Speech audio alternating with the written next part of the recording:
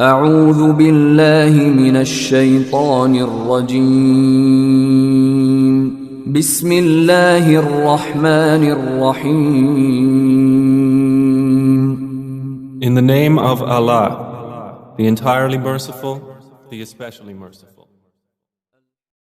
إن الحمد لله نحمده ونستعينه ونستغفره ونعوذ بالله من شرور أنفسنا ومن سيئات أعمالنا من يهده الله فلا مضل له ومن يضلل فلا هادي له وأشهد أن لا إله إلا الله وحده لا شريك له وأشهد أن محمدا عبده ورسوله صلى الله عليه وعلى آله وأصحابه والتابعين وتابع التابعين ومن تبعهم بإحسان إلى يوم الدين. يا أيها الذين آمنوا اتقوا الله حق تقاته ولا تموتن إلا وأنتم مسلمون. يا أيها الناس اتقوا ربكم الذي خلقكم من نفس واحدة وخلق منها زوجها وبث منهما رجالا كثيرا ونساء واتقوا الله الذي تساءلون به والأرحام إن الله كان عليكم رقيبا. يا أيها الذين آمنوا اتقوا الله وقولوا قولا سديدا يصلح لكم أعمالكم ويغفر لكم ذنوبكم ومن يطع الله ورسوله فقد فاز فوزا عظيما. أما بعد فإن خير الحديث كتاب الله وخير الهدي هدي محمد صلى الله عليه وعلى آله وسلم وشر الأمور محدثاتها فإن كل محدثة بدعة وكل بدعة ضلالة وكل ضلالة في النار. Ikhwani fillah a'azakumullah, kaum muslimin yang saya hormati, sudah kita sebut bahwasanya aqidah Ahlussunnah wal Jamaah, keyakinan mereka, golongan yang dikatakan firqatun najiyah wa ta'ifatul mansurah, golongan yang akan ditolong dan golongan yang akan menang, yang selamat di dunia dari kesesatan dan selamat di akhirat dari azab Allah. Keyakinan mereka adalah al-imanu billah wa malaikatihi wa kutubihi wa rusulihi wal ba'thi ba'da al-maut wal iman bil qadari khairihi wa syarrihi. Beriman kepada Allah dan malaikat-malaikatnya, kitab-kitabnya, rasul-rasulnya, kebangkitan setelah mati, dan iman kepada qada wal qadar, takdir baik dan buruknya. Sudah kita bahas satu persatu, kecuali yang pertama, wa huwal imanu billah. Karena Syekhul Islam Ibnu Taimiyah rahimahullah akan mengkhususkannya pada kalimat berikutnya, yaitu beliau berkata rahimahullah, wa minal imani billah al-imanu bima wasafa bihi nafsa fi kitabihi al-aziz wa bima wasafahu bihi rasuluh Muhammad sallallahu alaihi wa ala alihi wa sallam min ghairi tahrifin wala ta'til wa min ghairi takyifin wala tamthil. Dan di antara iman kepada Allah, setelah iman kepada uluhiyahnya dan rububiyahnya, maka iman kepada Allah juga termasuk di dalamnya beriman kepada apa yang Allah sifatkan dirinya dengannya. Ini beriman dengan sifat-sifat Allah yang Allah sifatkan dirinya dengannya di dalam kitabnya yang mulia. Wa bima wasafahu bihi rasuluh, dan sifat-sifat yang disifatkan oleh rasulnya, utusannya sallallahu alaihi wa ala alihi wasallam. Min ghairi tahrif, tanpa menyelewengkan maknanya. Wala ta'til, tanpa menolak maknanya. Wa min ghairi takyif, tanpa mempertanyakan kayak apa dan seperti apa. Wala tamthil, dan tidak pula menyamakannya dengan makhluk. Ini termasuk iman kepada Allah Subhanahu wa taala. Berarti beriman kepada Allah, pertama beriman kepada uluhiyahnya, bahwa Allah adalah satu-satunya yang berhak diibadahi. Sehingga seorang yang masuk ke dalam Islam harus mengikrarkan kalimat la ilaha illallah. Tidak ada yang berhak diibadahi kecuali Allah. Yang konsekuensinya tidak beribadah kecuali kepada Allah, tidak menyekutukannya dengan sesuatu apapun. Yang kedua, beriman pula dengan rububiyahnya, yakni mengimani bahwa Allah Subhanahu wa taala adalah Rabb yang memiliki alam semesta ini, yang menguasainya, yang mengaturnya, yang menentukan kejadian demi kejadian, yang menentukan berbagai macam ketentuan-ketentuan di alam ini. Itu adalah Allah Subhanahu wa taala. Maka ketika kita menyatakan la ilaha illallah, juga termasuk di dalamnya keimanan dengan rububiyah, bahwa tidak ada ilah yang berhak diibadahi karena dia memiliki sifat rububiyah, karena dia memiliki alam semesta ini dan yang mengaturnya, yang menguasainya, maka dia yang berhak untuk diibadahi, tidak yang lain. Maka yang ketiga, yang kita akan bahas lebih rinci karena jarang disinggung dalam pelajaran-pelajaran tauhid, yaitu masalah tauhidul asma was sifat. Yang beriman kepada Allah Subhanahu wa taala juga beriman kepada sifat-sifatnya. Beriman kepada Allah berarti juga beriman dengan nama-namanya yang mulia dan sifat-sifatnya yang mulia, yang Allah sebutkan dalam Quran dan yang disebutkan oleh Rasulullah sallallahu alaihi wasallam di dalam hadis-hadis yang sahih. Dan kaidahnya, ketika kita beriman dengan sifat-sifat Allah, maka kita harus menerima semua sifat-sifat yang ada dalam Quran dan Sunnah yang merupakan sifat-sifat Allah dengan tanpa menyelewengkan maknanya yang zahir, maknanya yang tampak langsung dari kalimat itu.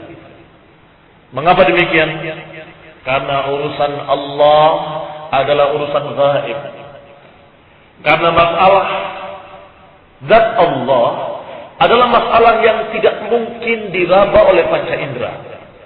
Maka pikiran kita, otak kita harus ngalah.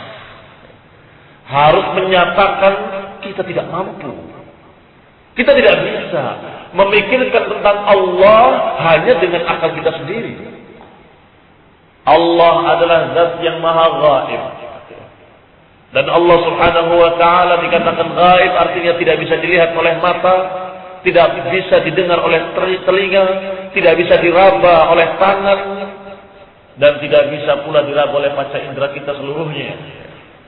Berarti pengenalan terhadap Allah, ma'rifatullah, hanya melalui dua jalan saja, hanya melalui dua sumber, Al-Quran dan hadis yang sahih.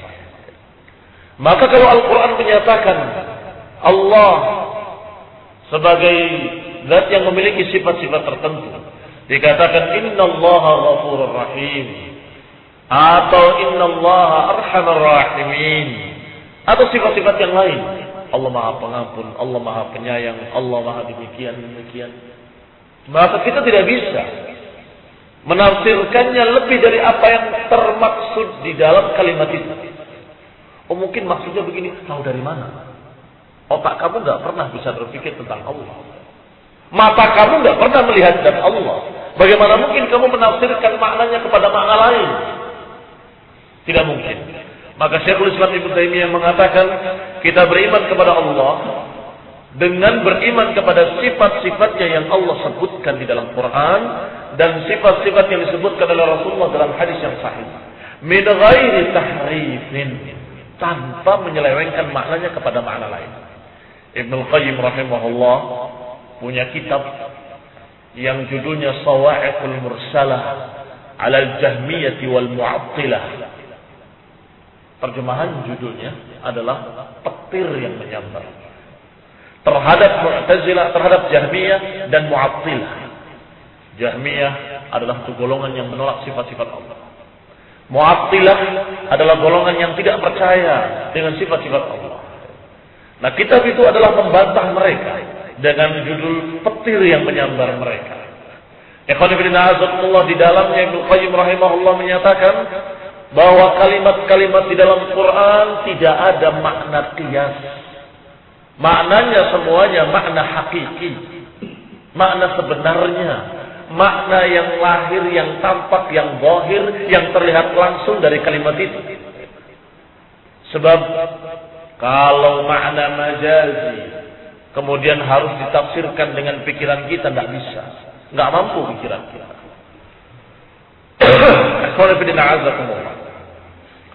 Kaidah kedua, tidak boleh kita menolaknya, harus menerima seluruhnya.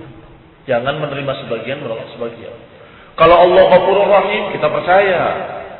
Kalau Allah dikatakan sebagai Halim, kita percaya.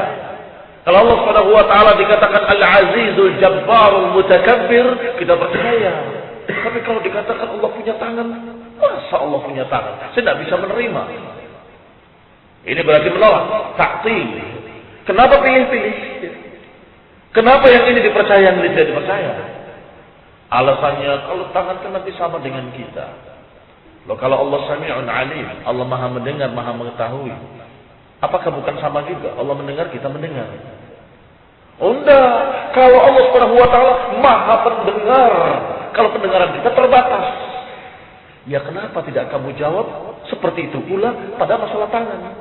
Kalau tangan kita lemah seperti ini, jelek dan sebagainya, Allah tidak tahu kita, tapi pasti tidak sama dengan makhluknya. Tangannya sesuai dengan kemuliaannya, tangannya sesuai dengan ketinggiannya, sesuai dengan kedudukan yang maha mulia. Seperti apa? Tidak pernah tahu, dan kita tidak tahu sekarang ini. Kita dalam keadaan tidak melihatnya dengan mata, maka bagaimana mungkin akan menerangkan tangannya seperti apa? Yang wajib diyakini bahwa tangannya pasti tidak sama dengan tangan makhluk. Karena Allah Subhanahu wa taala menyatakan laisa kamitslihi syai'. Berarti kaidah ketiga adalah wala tamtsil. Tidak menyamakannya dengan makhluk. Walaupun ahlu sunnah beriman bahwa Allah punya tangan, Allah punya mata, tetapi tetap menyatakan tangan Allah tidak seperti tangan makhluk. Mata Allah tidak seperti mata makhluk. Kenapa ahlu sunnah meyakini Allah memiliki mata dan memiliki tangan? Karena Allah menyebutkan dalam Quran dan Nabi menyebutkan dalam hadis yang sahih. Allah menyatakan dengan kalimat la akhadna bil yamin, sungguh aku akan pegang dengan kananku, dengan tangan kananku. Kalimat yang jelas dengan kalimat yad lebih banyak lagi. Yadullah fawqa aydihim, tangan Allah di atas tangan mereka. Tapi itu maksudnya bukan tangan seperti, ya jelas bukan seperti kamu, tapi tangan. Jangan ditafsirkan dengan kalimat lain. Karena Al-Quran bilang tangan, maka kita pun menyatakan tangan. Apakah salah kalau kita menyebutkan seperti yang Allah sebutkan? Apakah keliru kalau kita mengucapkan kalimat yang dipakai dalam Quran? Jelas hak, jelas benar, karena itu kalimat yang dipakai dalam Quran. Sedangkan kalian yang menafsirkannya kepada makna lain, maksudnya kekuasaan Allah di atas kekuasaan mereka. Itu dari mana? Apakah punya sandaran? Rasulullah mengatakan maksudnya tangan begini dan begitu. Hadisnya Bukhari Muslim. Apa ada? Tidak pernah ada keterangannya seperti itu. Berarti itu tebakan. Iya. Fakharrusan wa dhannan, hanya perkiraan dan prasangka.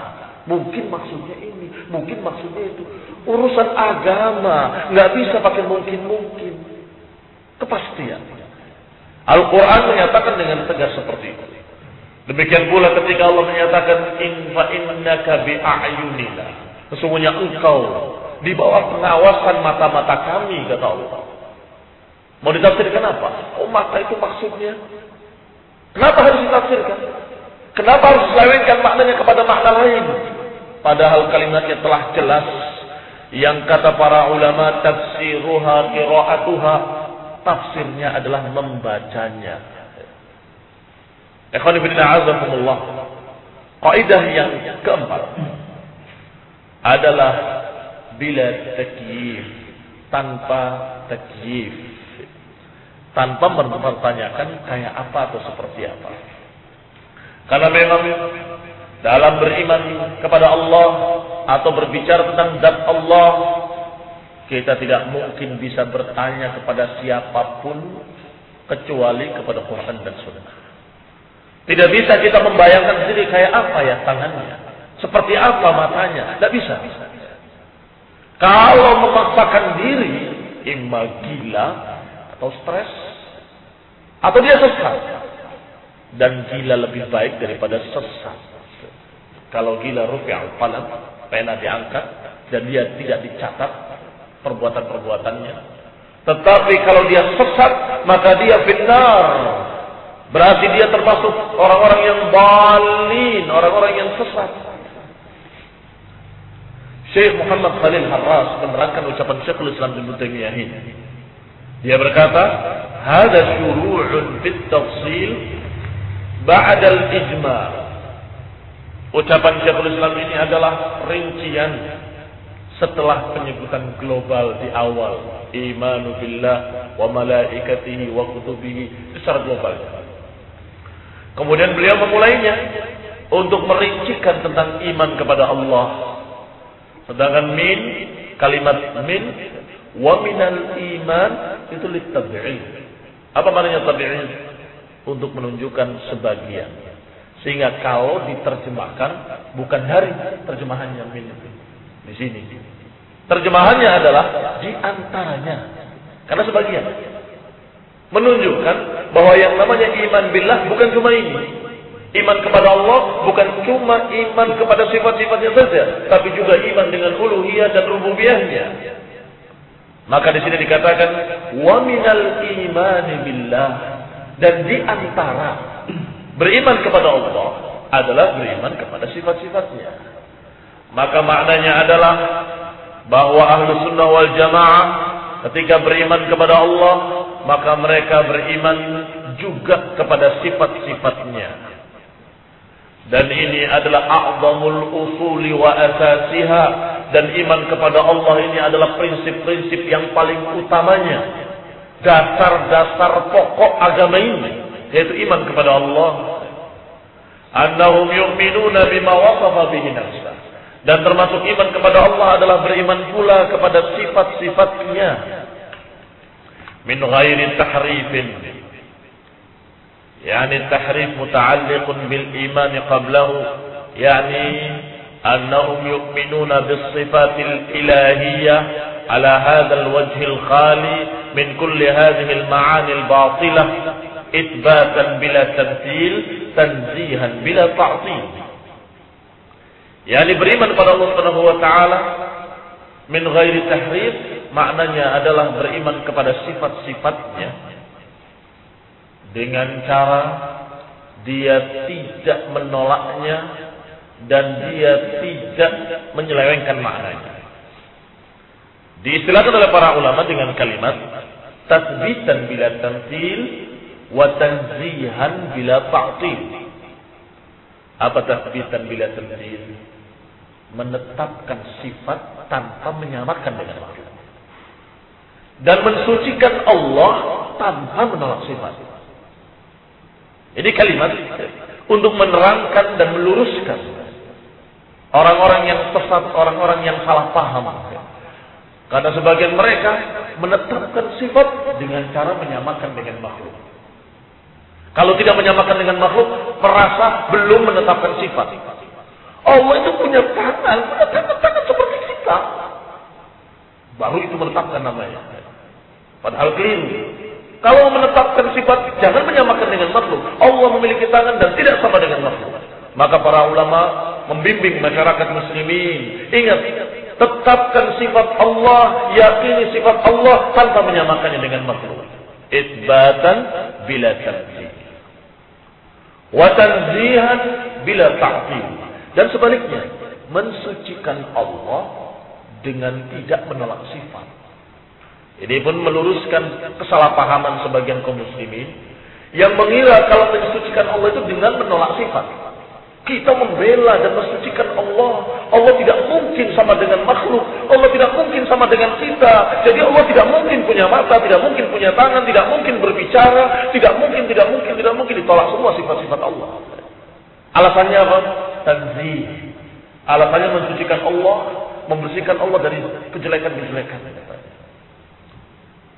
Boleh, bahkan wajib hukumnya mensucikan Allah. Ahlus sunnah mensucikan Allah, tapi bukan dengan menolak sifat.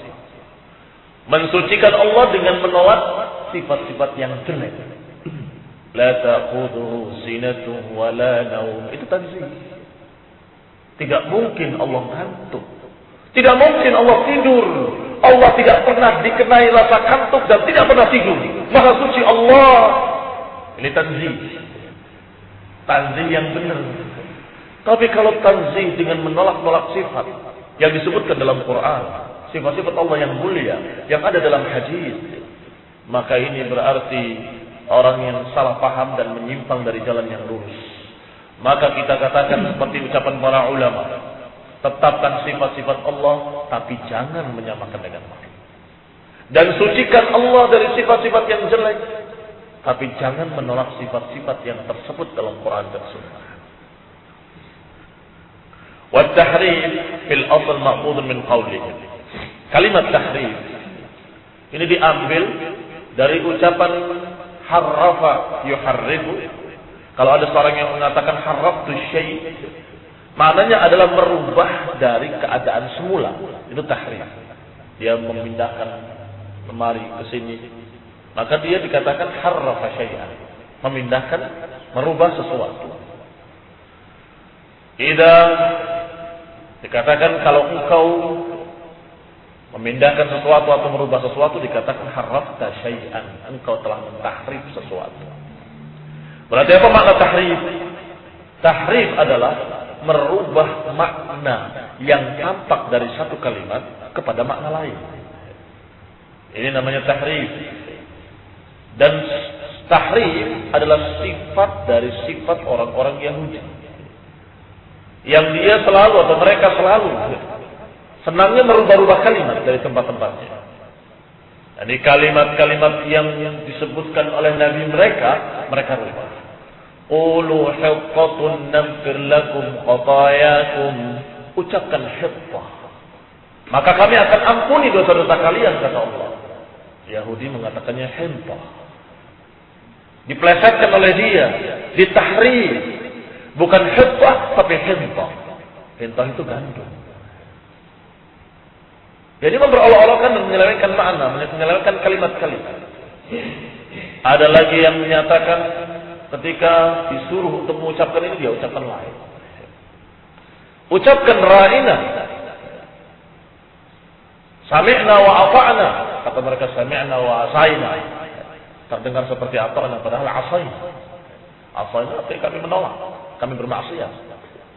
Disuruh mengucapkan sami'na wa ata'na, dia ucapkan sami'na wa asayna. Disuruh untuk mengucapkan begini, dia ucapkan begitu. Dikatakan ini adalah layan, penyelewengan lidah mereka, mentahrif kalimat-kalimat Al-Quran, mentahrif kalimat-kalimat dari ucapan-ucapan nabinya kepada kalimat-kalimat lain. Maka Allah katakan tentang mereka, yuharrifunal kalima an mawadhi'i. Mereka yuharrifunal kalima an mawadhi'i, merubah-rubah kalimat dari tempat-tempatnya. Ikhwan fillah azakumullah, Allah juluki mereka orang-orang Yahudi dengan yuharrifunal kalima an mawadhi'i, karena mereka merubah-rubah kalimat. Disebutnya dengan bahasa tahrif pula. Berarti tahrif ada dua macam. Ada tahrif pada lafadznya, ada tahrif pada maknanya. Kalau tahrif pada lafadznya seperti tadi, hibbah disebutkan hibbah. Itu lafadznya dirubah, diganti. Ditambah satu huruf, dikurangi satu huruf, diselewengkan satu huruf. Kalau maknanya, maka lafadznya tetap tidak dirubah, tapi maknanya, ya betul ya memang. Kami percaya bahwa Allah punya yad, tapi itu bukan tangan. Maknanya yang dirubah, kalimatnya tetap, tetapi maknanya dirubah menjadi kalimat lain atau makna-makna lain. Maknanya adalah kekuasaan, maknanya adalah ini dan itu. Maka ikhwan fillah azakumullah, itu pun termasuk tahrif, ta'rif fil ma'na. Berarti apa itu tahrif? imalatuhu 'anil ma'na al-mutabadir minhu ila ma'nan akhar. Menyelewengkan satu makna yang tampak kepada makna lain yang tidak ditunjukkan oleh lafaznya. yakni yang dipahami oleh seluruh orang Arab, kalimat itu tidak bermakna ke sana. Ikhwan fillah azakumullah. Berarti apa yang disebutkan oleh mereka itu tidak sesuai dengan lafaznya. Fala budda fihi min qarinatin tubayyin annahu al-murad. Maka kalau mau menyelewengkan atau kalau mau memindahkan satu makna kepada makna lain, bukan makna hakikinya tapi makna qiyas, maka harus ada bukti. Harus ada qarinah namanya. Kalau tanpa qarinah, maka kita tidak berhak untuk merubah-rubah Al-Quran, memahaminya seenaknya sendiri, tidak bisa. Tapi kalau ada qarinah, boleh. Ada qarinah itu seperti kalau kita berkata, ada macan berdiri di mimbar, sedang berpidato. Mana macan? Tak ada. Yes, paham sendiri kalau itu maknanya bukan makna hakiki. Artinya orang yang pemberani seperti macan yang berdiri di mimbar. Itu ada qarinahnya. Apa qarinahnya? Qarinahnya adalah dalam keadaan dia berpidato. Macan tidak akan berpidato. Tapi kalau kita menyatakan yadullah fawqa aydihim, tangan Allah di atas tangan mereka, oh itu maksudnya kekuasaan. Mana qarinahnya? Qarinahnya ya kan tidak mungkin Allah punya tangan. Kata siapa tidak mungkin? Lalu nanti sama dengan manusia. Apakah kalau punya tangan sama dengan manusia? Nanti saya katakan kamu seperti monyet karena sama-sama punya tangan. Tidak sama dengan makhluknya. Tangan Allah tidak sama dengan tangan makhluknya. Dan kayak apanya kita tidak tahu. Tidak mesti. Kalau kita katakan Allah punya tangan berarti sama dengan makhluk. Apa qarinahnya berarti? Untuk menyelewengkan makna tangan kepada makna lain. Tidak memiliki qarinah. Tidak memiliki satu tanda-tanda atau satu bukti, satu dalil yang menunjukkan ke sana. Maka azakumullah, ketika kita tahu bahwa zat Allah adalah ghaib, maka kita tidak berani untuk lancang menyelewengkan makna kalimat kepada makna lain. Dan inilah yang dikatakan tahrif, tidak boleh tahrif. Wa amma ta'til, adapun ta'til adalah penolakan. Diambil dari kata-kata al-'atal, alladzi huwa al-khulw wal faragh, yang maknanya afal adalah kekosongan atau al-khulw, tidak ada, kosong, atar ditinggalkan. Makanya liburan dalam bahasa Arab disebut ublah, dari kata-kata ta'til, ublah. Seperti disebutkan dalam Quran, wa bi'rin mu'attalatin, bi'r sumur yang mu'attalah. Artinya sumur yang dibiarkan, tidak dipakai, tidak diambil, tidak diganggu sehingga dalam keadaan jelek. Sumur kalau tidak diambil jelek. Itu disebut bi'rin mu'attalah, dari kata-kata ta'til. Berarti apa makna ta'til? Makna ta'til adalah mengosongkan, membuang, menolak. Ta'tilus sifat adalah menolak sifat, membuangnya, tidak memakainya, dianggap tidak ada. Ini ta'til. Maka yang dimaksud di sini adalah menolak sifat-sifat Allah, mengingkarinya, membuangnya, dan tidak mau mengimani bahwa Allah memiliki sifat tersebut.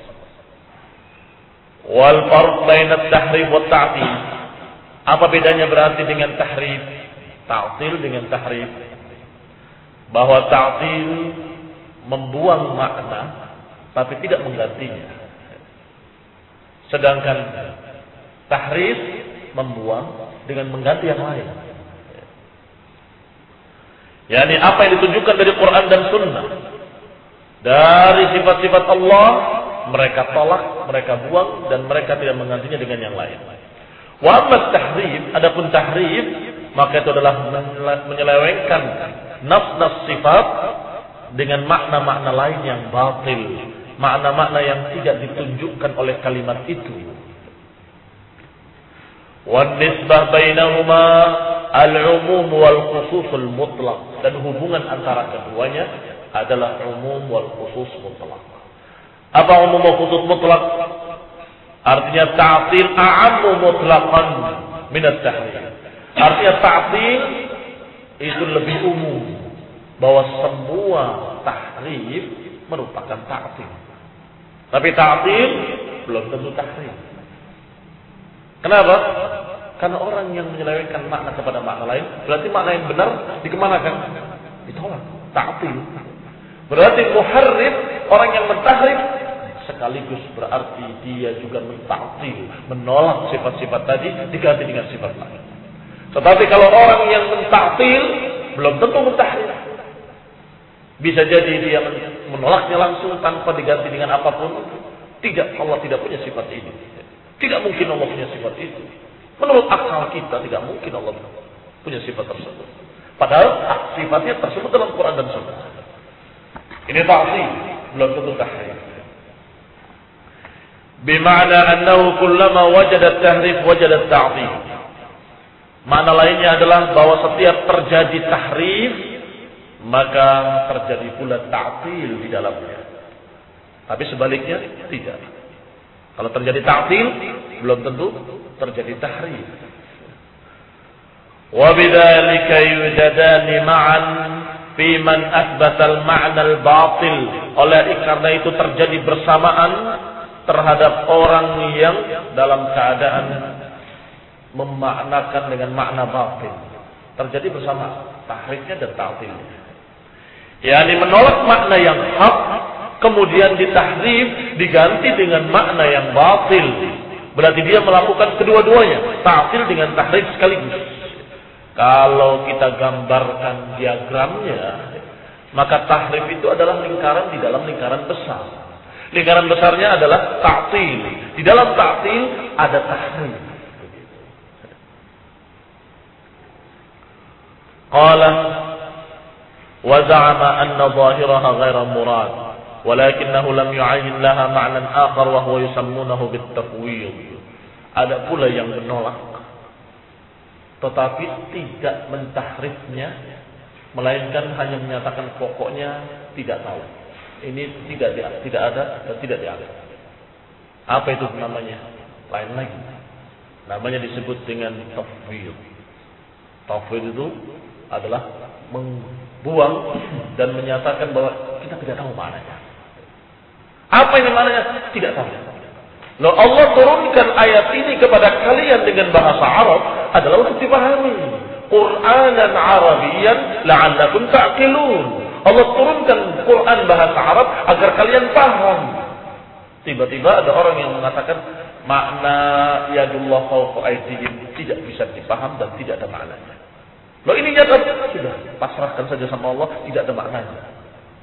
Loh. Terus untuk apa Allah turunkan ayat ini kepada kalian? Padahal Allah turunkan Qur'anan Arabiyyan la'allakum ta'qilun agar kalian mengerti, agar kalian paham. Allah turunkan tidak dengan bahasa Cina. Allah turunkan bahasa Arab karena kalian orang Arab supaya paham bahasa Arab. Maka Allah turunkan dengan bahasa mereka. Ikhwan fillah a'azakumullah, maka Allah pelihara pula bahasa Arab ini sampai hari ini dan sampai hari kiamat kelak. Sehingga terus Quran bisa dipahami. Tetapi munculnya para mufawwidin, manusia menjadi bodoh. Makanya para mufawwid, ahli tafwid, dijuluki oleh Syekhul Islam Ibnu Taimiyah dengan ahli tajhil. Kelompok pembodoh. Kelompok yang membuat bodoh masyarakat.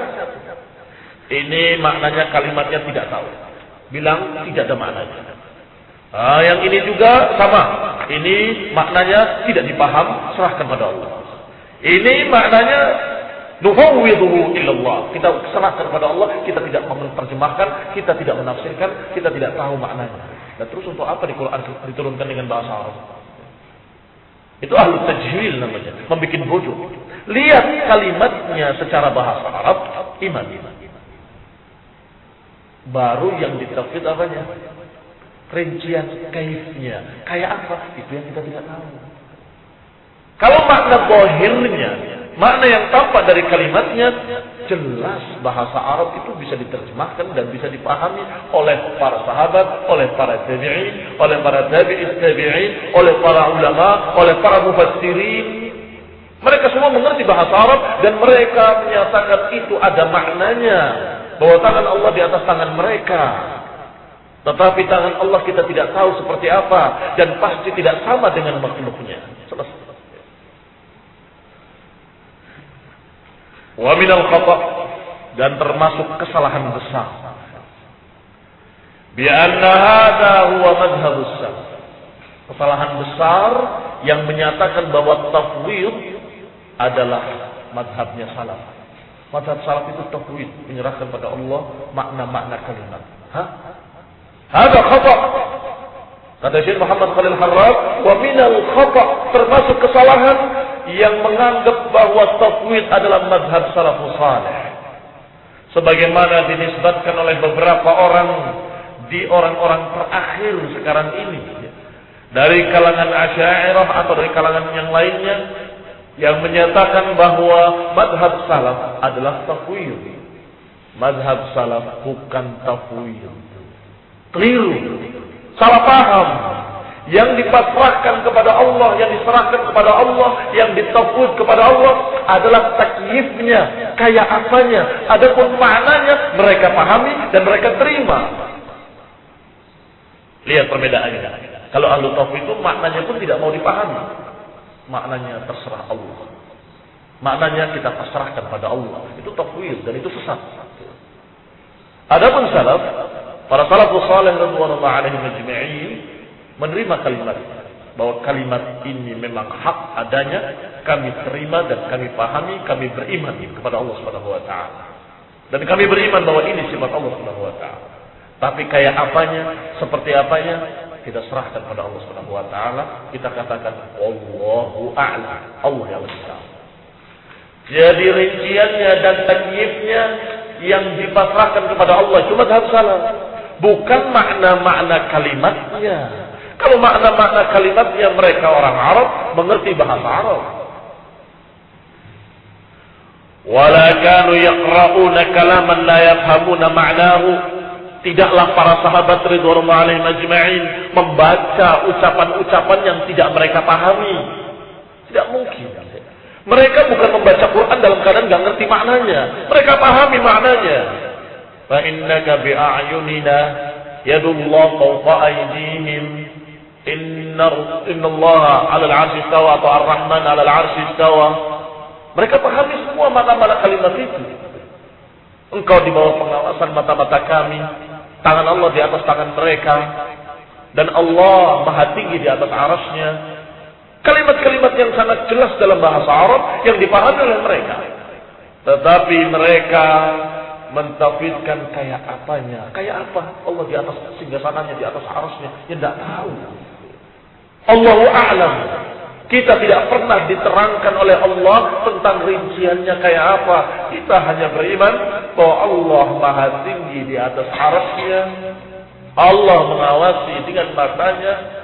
Dan Allah Subhanahu wa taala menyatakan tangannya di atas tangan mereka ketika mereka berbaiat. Tangannya seperti apa, matanya seperti apa, kita katakan Allahu a'lam, yang pasti tidak sama dengan makhluk.